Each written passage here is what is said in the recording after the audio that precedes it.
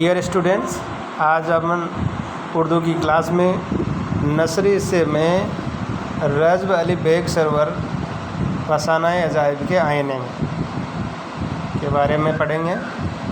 अगरचे मीर अमन ने अपनी तालिफ़ बागो बहार के ज़रिए सादा और सलीस ज़बान की बुनियाद डाली, मगर जल्द ही इस तर्ज के ख़िलाफ़ आवाज़ें उठनी शुरू हो गई।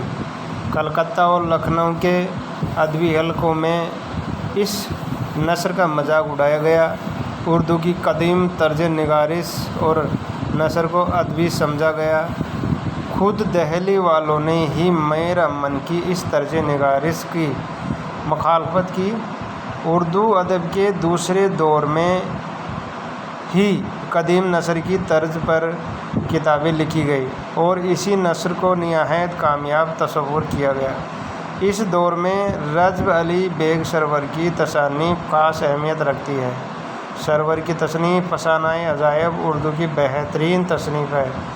ये अपने मखसूस रंग में नुमायाँ ख़ुसूसियत की आमिल है। फसानाए अजाइब में उर्दू तकल्लुफ़ मसज्जा मुख़फ़्फ़ा इबारत की मीनाकारी है। इबारत मुश्किल ज़रूर है, मगर सरवर की आला काबिलियत व सलाहियत काबिले दादो तहसीन है। फसानाए अजाइब से बेहतर उर्दू अदब में लाताद किस्से और कहानियाँ मिलती है।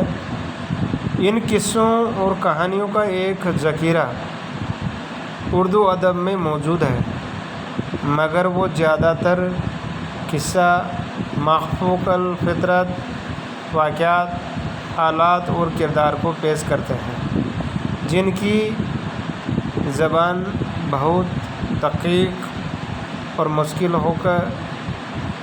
हुआ करती थी।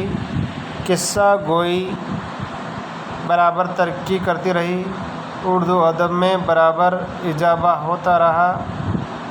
मीर अमन की तसनीफ़ बागो बहार ने अपना कब्ज़ा जमाया। बागो बहार की तसनीफ़ के चंद साल बाद रज़ब अली बेग सरवर ने फसानाए अजाइब तसनीफ़ की। ये पिछली तमाम दास्तानों और कहानियों से जुदागाना यानी अलग ख़ुसूसियत और मकबूलियत की आमिल बनी। ज़बान की रंगीनी, तस्वीर, इश्तिहारात वगैरह ने इसकी इबारत को और लतीफ़ बनाया। इस सबब से ये किताब बहुत मकबूल हुई।